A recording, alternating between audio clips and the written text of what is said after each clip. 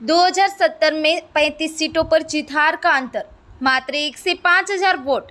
क्या इस बार आप बनाएगी गुजरात चुनाव रोमांचक? 25 सालों से गुजरात की सत्ता में काबिज रहने वाली बीजेपी को पहली बार न सिर्फ कांग्रेस बल्कि आम आदमी पार्टी की तरफ से भी अपने गढ़ में चुनौती मिल रही है। बीजेपी के सामने न सिर्फ अपनी जीत सुनिश्चित करने की चुनौती होगी बल्कि उसे अपना साल 2017 का प्रदर्शन भी सुधारना होगा, जहां उसे सिर्फ 99 सीटों पर संतोष करना पड़ा था। गुजरात विधानसभा चुनाव में आम आदमी पार्टी के आने से मुकाबला त्रिकोणीय माना जा रहा है। ऐसे इसलिए भी है क्योंकि दिल्ली के बाद आम आदमी पार्टी ने जिस तरह पंजाब में सरकार बनाई है, उसको देखकर बीजेपी को आम को हल्के में नहीं लेना चाहिए। हालांकि कई लोगों का कहना है कि आपके चुनाव लड़ने से कांग्रेस को नुकसान होगा, न कि बीजेपी हो। अब क्या होता है ये तो आने वाला वक्त तय करेगा, लेकिन आपको बता दें कि क्यों आम आदमी पार्टी इस बार बीजेपी कांग्रेस दोनों का खेल बिगाड़ सकती है। तीसरे खिलाड़ी के आने से नतीजे किसी भी ओर जा सकते हैं।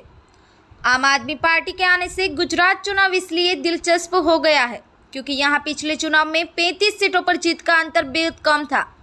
35 विधानसभा सीटें ऐसी थी जहाँ जीतने वाले और हारने वाले उम्मीदवारों के बीच महज 1 से 5,000 वोटों का अंतर था। जीत हार का अंतर महज 1,000 वोटों के अंतर से जिन सीटों पर जीत हार तय हुई थी, उन सीटों की कुल संख्या 7 रही थी। इन 7 सीटों में से 3 बीजेपी तो वहीं 4 कांग्रेस ने जीती थी। 1,000 से 2,000 वोटों के अंतर से जिन सीटों पर जीत हार तय हुई थी, उन सीटों की कुल संख्या 9 थी। इन 9 सीटों में से 3 बीजेपी तो वहीं 5 कांग्रेस में जीती थी। इन एनसीपी में के खाते में गई थी। 2,000 से 3,000 वोटों के अंतर से जिन सीटों पर जीत हार तय हुई थी, उन सीटों की कुल संख्या 11 थी। इन 11 सीटों में से 8 बीजेपी तो वहीं 3 कांग्रेस ने जीती थी। 3,000 से 4,000 वोटों के अंतर से जिन सीटों पर जीत हार तय हुई थी, उन सीटों की कुल संख्या 6 थी। इन 6 सीटों में से 5 बीजेपी तो वहीं 1 कांग्रेस ने जीती थी। 4,000 से 5,000 वोटों के अंतर से जिन सीटों पर जीत हार तय हुई थी, उन सीटों की कुल संख्या 2 थी। इन 2 सीटों पर कांग्रेस ने जीत दर्ज की थी।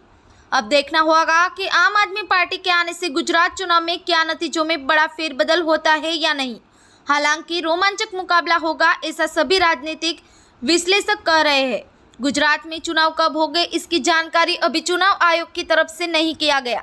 हालांकि हिमाचल प्रदेश में 12 नवंबर को वोटिंग होगी और दोनों राज्यों के नतीजे 8 दिसंबर को एक साथ जारी किए जाएंगे।